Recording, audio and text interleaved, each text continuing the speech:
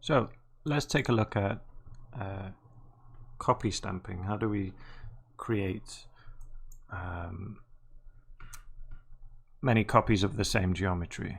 Okay, so we use, in this case, if we press tab and type cop E, we get copy to points, copy to curve, copy stamp, copy and transform. What we need is copy to points. Okay, so I'm going to place one of these, and unlike the other nodes that we've used, we've got two inputs here. The information which you get, it says both required, and here it says target point to copy to and target geometry. So the coffee beans are the geometry that we need, and we need to generate some points to copy the coffee beans onto. For the moment, I'm just gonna bypass, well, not bypass, but well, yeah, bypass this merge node just so we've got only one coffee bean, and I'm gonna connect that into my copy to points. Okay, now you can see an error. Not enough sources specified because I haven't connected any points yet. So let's make a point. If I press tab and create an add. All right, so what this does, as the name suggests, is creates a point. So there we got 1 point. If I click this visualizer, it makes it a bit easier to see. At this location, 0, 0, 0. So if I connect this 1 point to my copy to point, I get one instance basically. So I get one copy of this geometry, which is not very interesting. So let's delete that. Do something else. We can take a grid, which is like a plane in other geometries, in other 3D packages. Sometimes it's called a plane. In Houdini, it's a grid. So we got 10 by 10 squares, and it's composed of should be 100 points. Okay, so we can use these points to copy this geometry onto. So if we connect this directly, we get all of these. Okay, and if we make any changes here, we change the size of the grid. We can do it 1 by 1, make it a bit smaller. We get all of these identical copies of our geometry. Okay, and the copy to points knows to only use the points. Okay, so you don't really need to remove the polygons to use it correctly. You can feed it only points or geometry. As long as there are points on the geometry, it will copy the points to that. Right?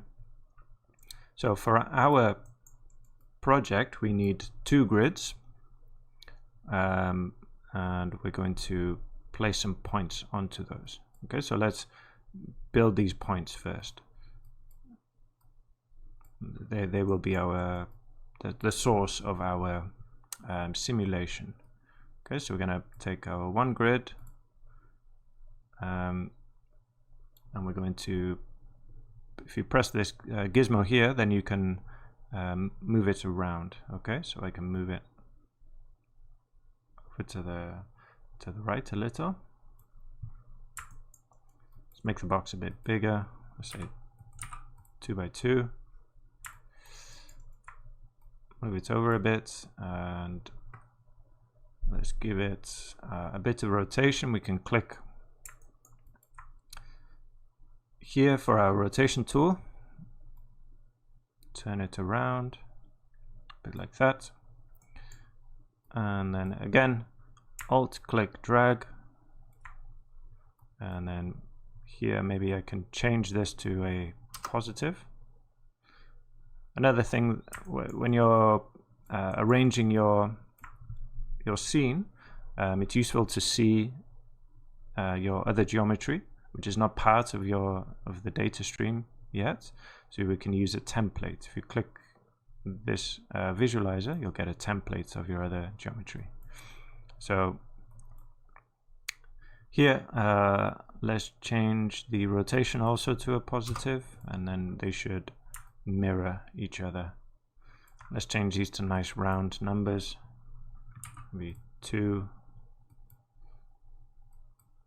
-2, and then the rotation -50, -50 there. Perfect. Okay, so as I said, we can use the points on the geometry to copy to create these instances. However, if we want more, we could, one thing we could do is add more columns and rows to our grid. But again, these are quite uniform. Okay, we want it to be a bit more kind of natural. So what we're going to do is use another node called scatter. So if I place a scatter, you should see that it will change immediately. There we got a whole bunch more now. And the reason is, what we're doing here is a scatter will actually delete the geometry that comes in. Well, first it will scatter points onto that geometry, onto the surface of those primitives, and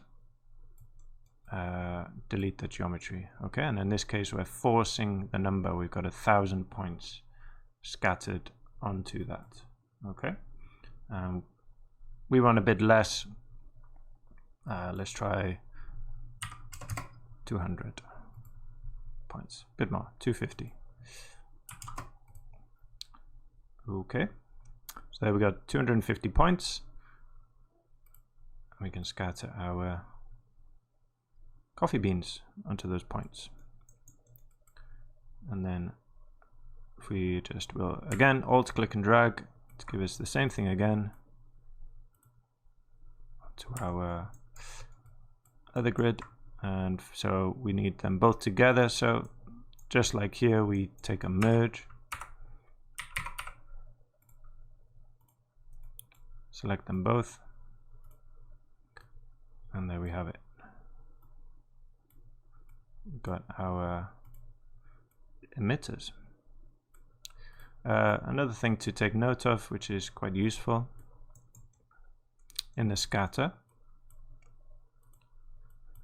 is here these relax iterations. So if I turn this off, you can see it changes and it's a bit more kind of random looking.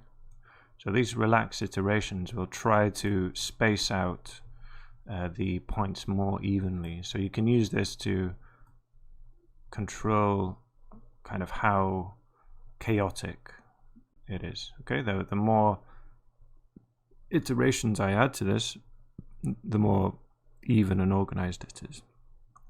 So I'll just leave it at the default of 10 for myself. Okay.